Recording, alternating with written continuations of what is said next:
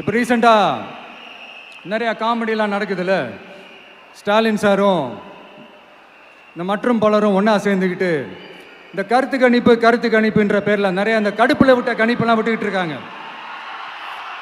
அதில் திமுக 300 சீட்டு ஜெயிக்குமா, மற்றும் பலர் 700 சீட்டு ஜெயிக்குமா? யோ, எங்கேயா இருக்கு இத்தனை சீட்டு? குருட்டா மேட்டுக்கு சும்மா அடிச்சு விடுறது, ஒரு தில்ல முள்ளுக்கு ஒரு அளவே இல்லை. 40 வயசுக்குள்ளே இருக்கிறவங்க மட்டும்தான் விஜய்க்கு ஓட்டு போடுவாங்களாம். 50 வயசுக்குள்ளே இருக்கிறவங்க மட்டும்தான் இந்த விஜய்க்கு போனா போதுன்னு ஓட்டு போடுவாங்களாம். இந்த 40 வயசுக்குள்ளே இருக்கிறாங்களா இந்த ஓட்டர்ஸ், அவங்களாம் ரொம்ப கம்மியா.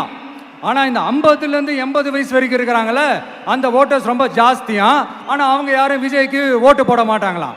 இப்படி பில்டப் மேலே பில்டப் ஓங்கி மண்டையில நறுக்குன்னு குத்துற மாதிரி நம்ம எலெக்ஷன் கமிஷன் ஒரு டீட்டெயில்டு ரிப்போர்ட் ஒன்று வெளியிட்டிருக்கிறாங்க. அதில் 40 வயசுக்குள்ளே இருக்கிற அந்த ஓட்டர்ஸ் 2,37,00,000 சொச்சமா. அதில் 50 வயசுக்குள்ளே இருக்கிறவங்களையும் உள்ளே சேர்த்துக்கிட்டிங்கன்னா 3,65,00,000 சொச்சமா. அந்த 3,65,00,000 சொச்சத்தில் 50 வயசுக்குள்ளே இருக்கிற நம்மளோட அக்கா தங்கச்சிங்க மட்டும் எவ்வளவு தெரியுமா? 1,77,00,000 சொச்சமா. எங்கடா போனீங்க கடுப்புல விட்ட கணிப்பாளர்களே? எங்க போனீங்க? சும்மா டர்னா டர்ரு தான்.